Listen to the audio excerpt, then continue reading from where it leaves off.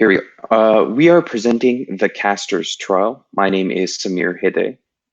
My name is Ethan Yu, aka Steven. I'm Sean Toomey. I'm Randall John. I'm Zhao Chen. As you see, the title of the game is The Caster's Trial, and it is at the same time an FPS, a puzzle solving, and a platformer game. Moving on.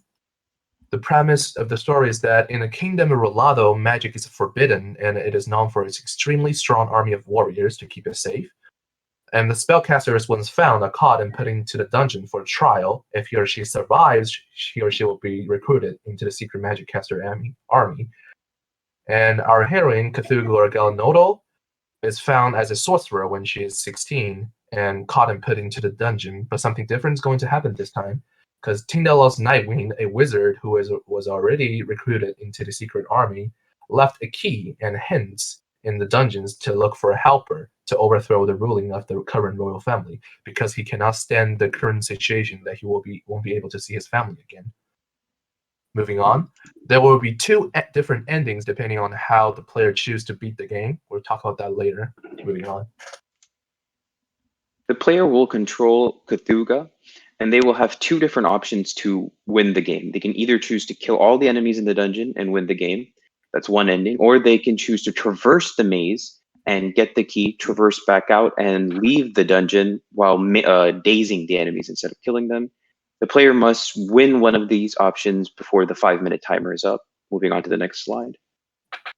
The level will consist of a maze that has 3 predetermined locations, which will be chosen randomly at the beginning to have a key placed in. The enemy locations are also randomized each playtime.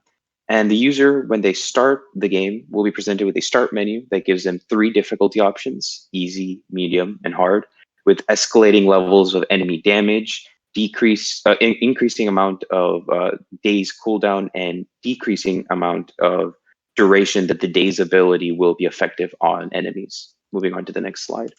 So basically, the player can shoot, melee, and daze the enemy. If you want to see the extra details, you can pause the video. The enemy types include a dire wolf, which is a melee enemy, and an evil toad, which is a ranged enemy. And their stats vary depending on the difficulty. So the scoring and feedback will consist of an enemy's remaining counter, which will decrease as the enemies are killed, and there'll also be a time remaining counter, which will reveal the time left in the 5 minutes of gameplay before the game ends. There will also be a special victory screen that is revealed when the player wins the game through one of the two winning outcomes. Next slide.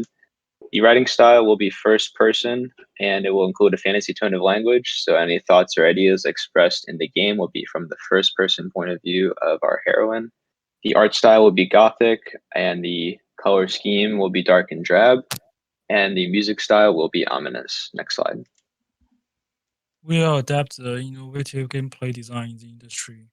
Instead of killing all the monster, the player is allowed to traverse the maze and find the key to escape without harming any monster in the dungeon. Whether killing all the monsters can lead to different endings. The game design is innovative and can enhance the replayability of the game. Moving on to the next slide.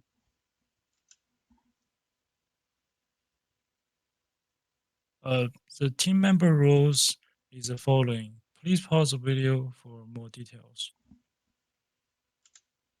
Moving on to the next slide. So the following is a viable product in the next week. We will demonstrate the key gameplay and innovations, and we'll also include the instructions detailing how to play as well as controls for the player. Moving on to the next slide. So the following will be the contributions of team players to the viable product. Please pause the video for more details.